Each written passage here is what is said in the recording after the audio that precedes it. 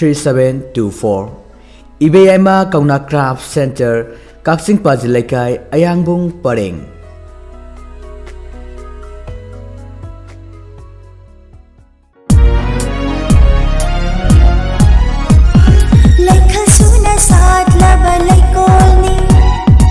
Lukayagi itin fami Kena balai traba hakchangi thawai ni Diamond FM Radio Oh Diamond FM Radio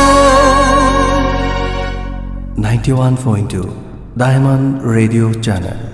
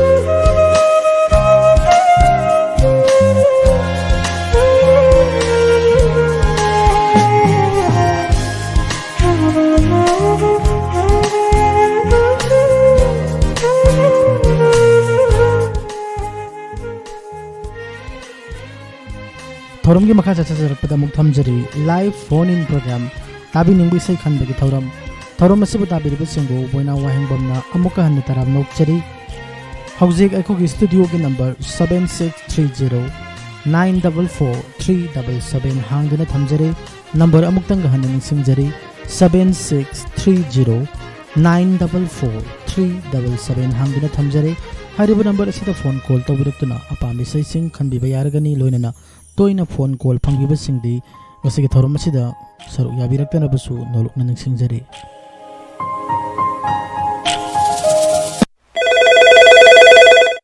hello good evening इसाग मिंग लेपम हाइबियो करम बिसय तासिगे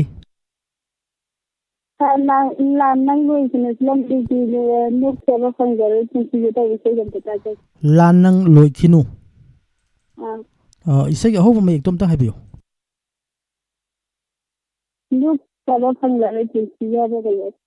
खनान सकपनो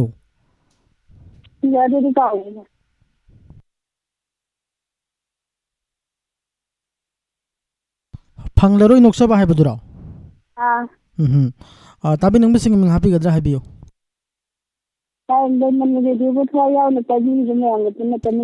याम नुंगाइजरे अदोम इसै खुदोल तमजरी मयाम पुना तामिनरसे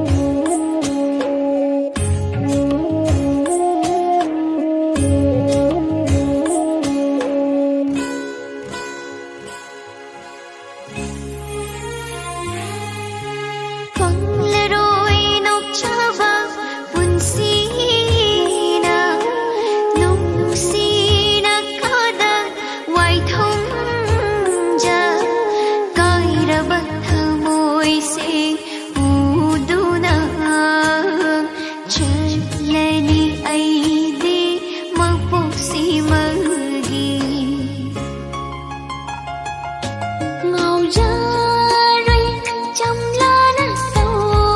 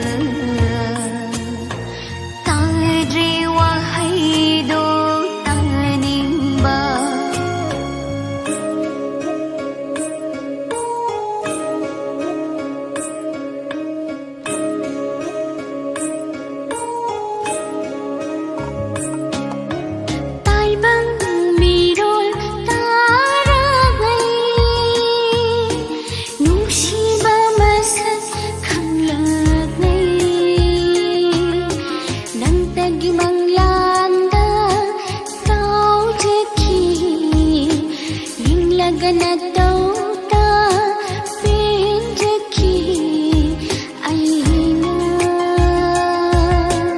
चीलखों गंगी बजां बबू नंग नमथों हाफीबा पंगले थमोय लम्हेंबी leihure nangi na famda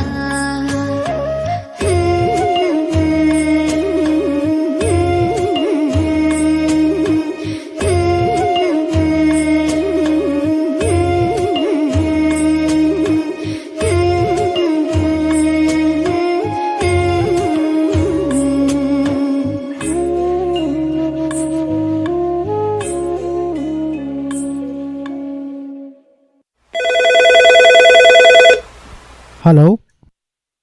Hello. Call to bile bisa ka milefam habiu. Good evening. Tawjare bai thangmai ban sinam lekai de sinam nol ke soni sir. Now ke so taram nok cheri karam bisai ta sige. Akoi gi moirang them sakpa athapa da kaura ganu lengam dremination miram sida ni to khojam min daji na seng gadum ta tajege. Tabi nang basing beng happy ka habiu.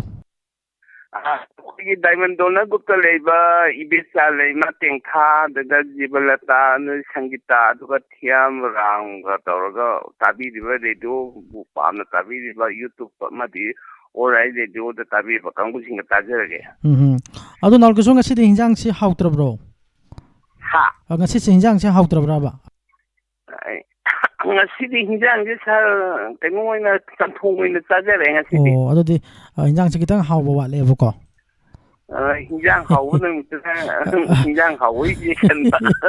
Yam no ngai jai he he khan sa tengo ta hai ge sargi gi punsida anai yogi no sintang aina isoda ni jeri sintang mayang yo homda hai jeri. Thagat cheri madam ngamba ujage ado di nal ke so gi se khudol tam jage tamina se.